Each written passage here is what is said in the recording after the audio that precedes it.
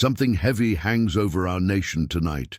2 lives are lost. Angry talk is everywhere, on every screen, down every street.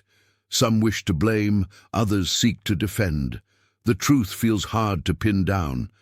But I tell you, America has faced storms like this before. Trust, once shaken, returns only by steady action, not by louder voices or hotter tempers. You may wonder, can the Republic hold when fear and anger grow so loud? Let me speak to you as one who has walked with both victory and loss. First, what has happened?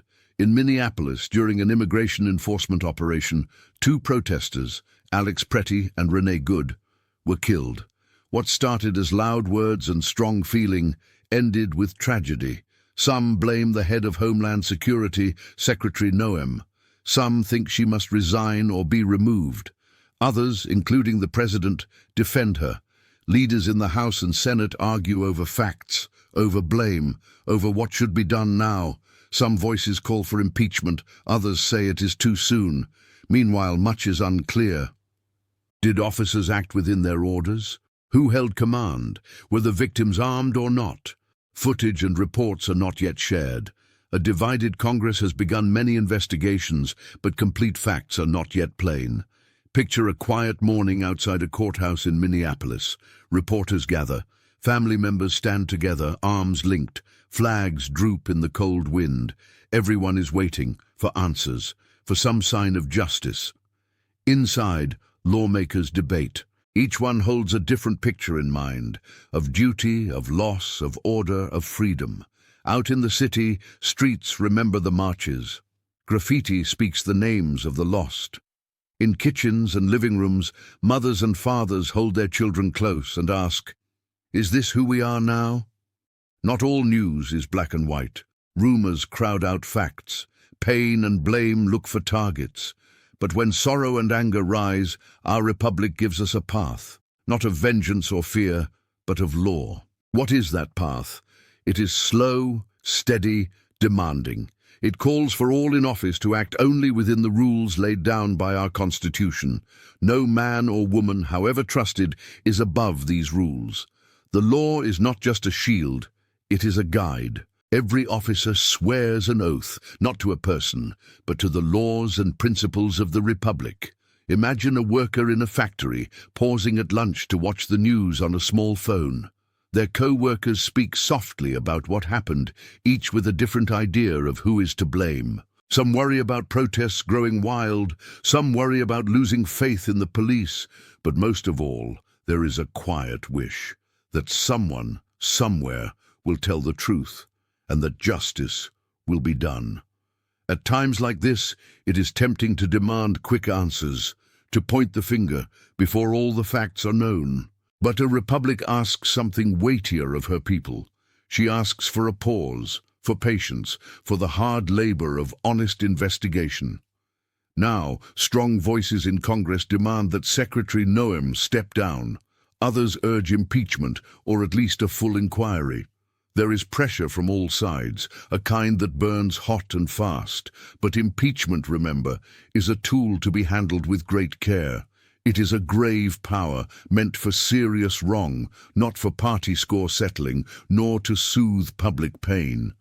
If quick blame becomes the habit, then respect for the law itself weakens.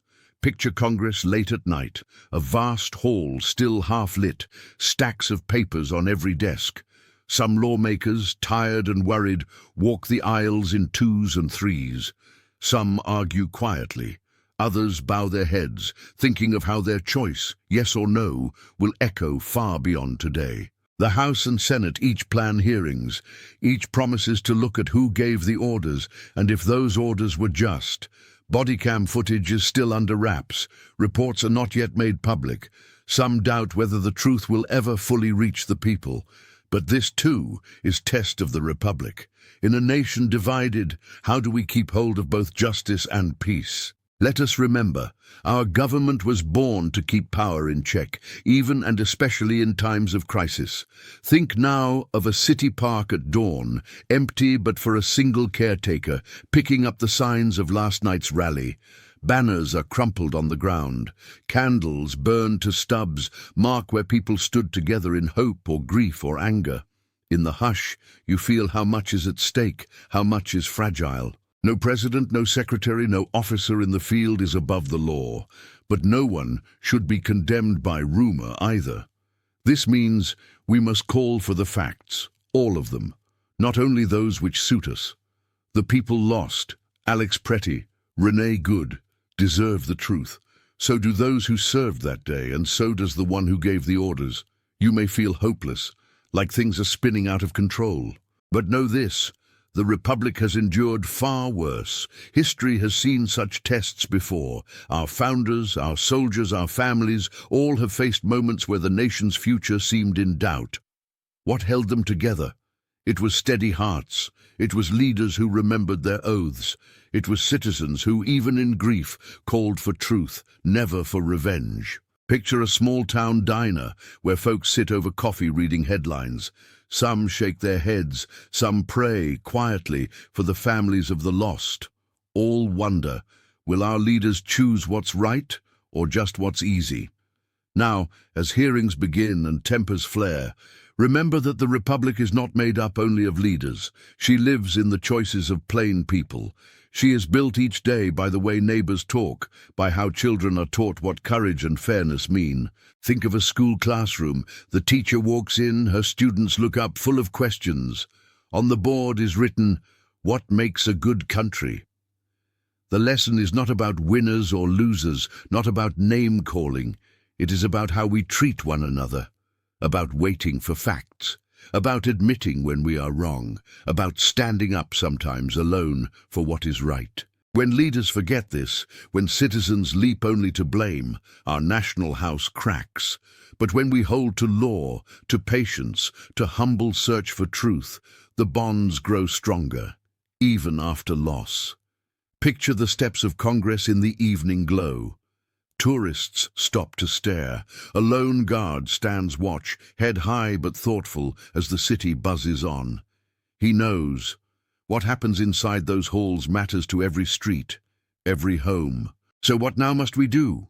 First, we must ask for patience, from ourselves, from our neighbors, from our leaders in Congress and the White House. That kind of patience is not weakness. It is the nerve and backbone of a free people. Only with patience does the full truth come to light, step by step without rushing to judge. Picture a family in a small apartment, the window open for the night air. The TV news keeps going in the other room. A father sits at the kitchen table, hands folded tight, listening for any sign that someone, somewhere, will choose the hard work of honesty over easy blame. Second, while we wait, we do not close our eyes or ears. We do not turn away if we see wrong. Part of being a citizen is demanding that wrongs be named and rights be guarded for all. But we demand with calm hearts and strong backs, not with mobs or shouts, but with reason. Think of a quiet Sunday at a church or meeting hall. Folks stand up to speak of better days. It is not finger-pointing that makes the air hum. It is the silent hope that tomorrow justice will look the same for everyone. These are the habits that hold a republic together, even when storms strike hard. To those who lead, I say, your first duty is not to party or office, but to the Constitution. Uphold it beyond fear, beyond fondness for friends, beyond your own pride. If facts show abuse or command without care, then act. Hold those in power to account. If facts clear a name, have the courage to stand against the winds of anger. Let neither outrage nor ambition lead you from the true path. To the people, at their jobs, in their schools, and at their dinner tables, I say, you are not as small as you feel. Each time you pause before passing rumor, each time you reach across to neighbor instead of turning away, each time you hold out for the full truth, you are building the bridge back to trust. Picture a busy street, flags flying, but the faces in the crowd are solemn. Neighbors walk past each other quietly. Some eyes are wary, but some offer a nod or a greeting. Even when it aches, we must keep that thread, a simple respect for one another. Let us not pretend this is easy. There will always be those who try to twist pain for their own gain, who shout impeach or resign before the facts have settled. There will be some who mix old fears into new fires. But to them we say, ours is a republic, not a ring for bare-knuckle brawling. Our strength is her unity. We do not fix wounds by making new ones. History has seen this before. I recall hard winters at Valley Forge, when hope was thin and tempers flared. Fractions and fear almost pulled the army apart. But those who kept faith, who listened and learned and waited for the right moment, they led the nation from darkness into sunrise. That too was America. Imagine kids in a high school gym. They listen as an older veteran speaks about courage, loss, and choosing the harder path. Some fidget, but a few lean in, faces serious as they realize every great country is held up by plain, steady people who do not walk away when times are tough. Each scandal, each moment of crisis is also a mirror. It shows us not only what our leaders do, but what kind of country we are willing to be. Do we rush to be first with opinion, or do we keep a watchful patience, guarding both liberty and law with equal care? If we answer only with heat, if we demand only punishment, not truth, the nation grows brittle and cracks. But if we answer with diligence, with restraint, with real courage, then, yes, even after tragedy, the Republic grows stronger. Think again of the congressional chamber, now empty at midnight. Papers set aside, the lights dim low. An old janitor sweeps slowly, humming a tune no one else knows. He too is part of this land, a keeper of order, not for glory, but because it is his work. Each citizen in their own way holds the broom or the ballot or the oath. So then, as facts come forward, let none of us run from them, no matter what they reveal. And when in time blame must be fixed or innocence proven, let there be grace as well as justice. Anger is easy, endurance is hard. Picture a dawn breaking over the monuments of Washington, D.C., marble columns bright in the first rays, flags stir, the city slowly wakes to another day. With every sunrise, the Republic is not reborn by force, but by promise kept. Every citizen is part of that keeping. And to the families of the lost, Alex Pretty, Renee Good, I offer more than words. I offer respect for your sorrow and the promise that in a just country their story matters, not as a lesson for sides, but as a reminder of how precious each life is. Our laws, our debates only matter if they serve real people, with all their hopes and heartbreak. So as this new day comes, let us meet it with courage and say, America's greatest strength is not found in noise, nor is it hidden in power. It is found in the steady hand, in the neighbor's nod, in the patient work of justice done right. Let Congress do its work. Let investigations go on, free from pressure or fear. Let every American, from city to farm, from office to classroom, remember, the Republic can be saved. But it asks much from us. It asks for honest seeing, for patient waiting, for brave speaking, and for acts big and small that bind nation to nation, heart to heart. In the end, saving the Republic is a work carried out not just by the famous, but by those never named, who choose each day to be fair, to be patient, and to look for the better path together. And so I leave you with this question.